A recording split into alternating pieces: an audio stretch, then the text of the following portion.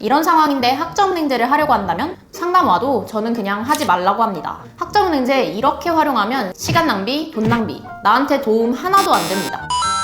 학점은행제는 학점을 취득해서 대학과 동등한 학위를 취득할 수 있는 국가에서 만든 제도인데요. 고등학교 졸업자라면 누구나 이용 가능하고 이런 식으로 단기간에 저비용으로 학위를 딸 수 있어서 직장인이나 대학교 다니기 어려운 사람들이 활용하는 편입니다. 하지만 학점은행제는 정식 대학과 달라서 행정 절차, 수업 등 모두 혼자서 온라인으로 진행해야 합니다. 혼자서 하다 보니 정보가 부족하고 물어볼 데가 없죠. 혼자서 어려움을 겪는 사람들이 많아서 학점은행제 플래너가 생겼습니다. 웨딩 플래너처럼 복잡하고 머리 아픈 걸 편하게 진행하려고 돈 더 주고 도움 받으면서 하는 거죠. 문제는 이 플래너입니다. 유능한 플래너도 있지만 능력 없고 책임감 없는 플래너도 있는데 온라인으로 사람을 구하는 거다 보니 광고 엄청 해서 학생들 등록시키고 잘못된 안내로 피해를 입히고 잠적까지 이렇게 전문성 없는 플래너들이 학습자들에게 무분별한 광고와 잘못된 정보를 뿌려서 피해 사례가 꾸준히 발생합니다. 허위 사실이나 광고에 속아 쉽게 생각하고 학점은행제를 시작하면 나중에 돈 낭비, 시간 낭비한 거 알고 후회할 수 있거든요. 그래서 오늘은 대표적으로 손해볼 수 있는 유형 두 가지 설명드리려고 합니다. 오프라인 학점은행제, 땡땡대학교 평생교육원, 전산원, 직업전문학교 들어보셨나요? 오프라인으로 배우고 이름만 다를 뿐이지 다 똑같은 학점은행제입니다. 땡땡부설 평생교육원 졸업해도 그 학교 졸업장이 아니라 학점은행제 학위증을 받는 거예요. 정규대학과 다르게 학벌로서의 가치가 없어서 스카이, 지방대 이런 식으로 대학 순위 없이 다 동등합니다. 그리고 제대로 된 교육이라는 보장이 없어서 일반 대학과 똑같은 비싼 등록금 내는 게 아깝습니다. 오프라인으로 학위를 따면 온라인 학점은행제보다도 시간과 돈이 몇 배 드는데 학벌 가치는 결국 똑같습니다. 오프라인 교육원은 단순 인성 면접만 보고 학생을 뽑기 때문에 전국에 공부 안 하는 학생들이 총 집합합니다. 지방대는 가기 싫고 서울권 대학 다닐 성적은 안 되는데 쉽게 대학 가고 싶은 사람들이 지원하는 경우가 꽤 있거든요. 아무것도 모르고 광고에 넘어가 좋은 환경에서 공부해보려고 들어간 학생들은 이런 학생들 사이에서 분위기에 휩쓸려 목적 없이 대학을 다니기 딱 좋습니다. 학점은행제 취업 현실. 학점은행제는 처음 들어보는 사람도 많은 제도입니다. 취업할 때 일부 기관에서는 학점은행제가 뭔지 설명을 해야 할 수도 있습니다. 그리고 학점은행제의 연관 검색어 1위로 현실이 뜹니다. 그만큼 학점은행제에 관심 있는 사람이라면 궁금해하는 부분이죠. 여러분이 왜 이 영상까지 들어오셨을까요? 학점은행제라는 제도가 좋은 것 같은데 왠지 꺼림칙하고 별로 도움이 되지 않을까 걱정되실 텐데요. 솔직히 말씀드리면 차별이 존재합니다. 학점은행제 학위증의 가치는 실제로 일반 대학보다 낮습니다. 정규대학과 동등한 학력으로 인정해주는 것은 맞지만 학벌로서의 가치는 없습니다. 학벌이 없다는 건 학점은행제로 취득한 학위는 학교 명이 없고 교육부 장관 명의의 학위가 나오기 때문인데요. 졸업장이 아니라 학위증이죠. 이렇게 학점은행제 학위를 가지고 취업시장에 나가보면 어떨까요? 현실만 말씀드릴게요. 학점은행제로 취득한 학력을 가지고 중견기업 이상 신입 공채 합격 가능성은 낮습니다. 설마 학점은행제 학위로 대기업 지원하려는 건 아니시죠? 보통 중견기업 이상은 학점은행제 학사를 인정하지 않는 편입니다. 서류 전형이 있는 기업이라면 서류 광탈할 수도 있죠. 경력이 쌓여있거나 자격증 등의 스펙이 보완되어야만 경쟁력이 올라가고 신입 공채로는 어렵다는 게 현실입니다. 참고로 학점은행제 학위는 고졸보다는 낮습니다. 학점은행제 학위 가치를 보여드리자면 고졸, 학은제,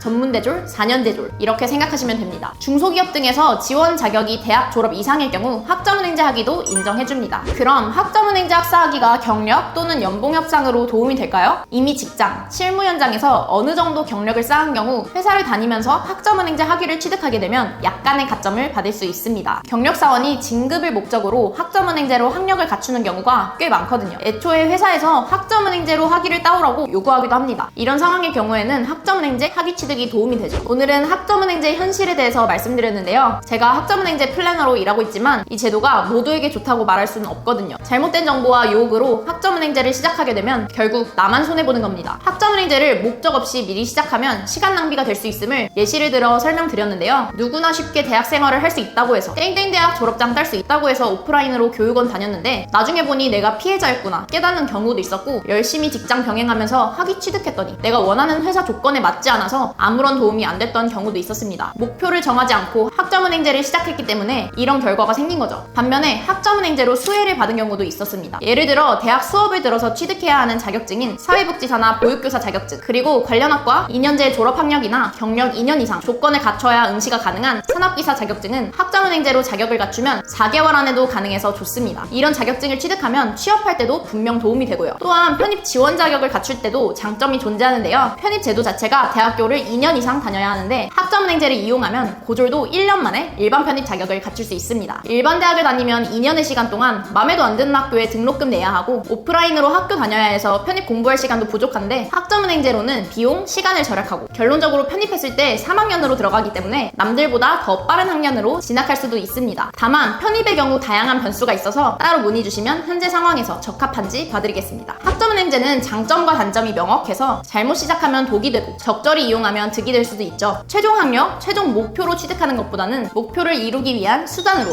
이용하는 게 가장 현명하실 거예요. 오늘 영상이 현실적으로 나한테 학점은행제가 필요한지 판단하는데 도움이 됐기를 바랍니다. 추가적으로 해결되지 않은 고민은 아래 링크로 연락 주시면 도움드리겠습니다. 감사합니다. 학점 뚝딱이었습니다.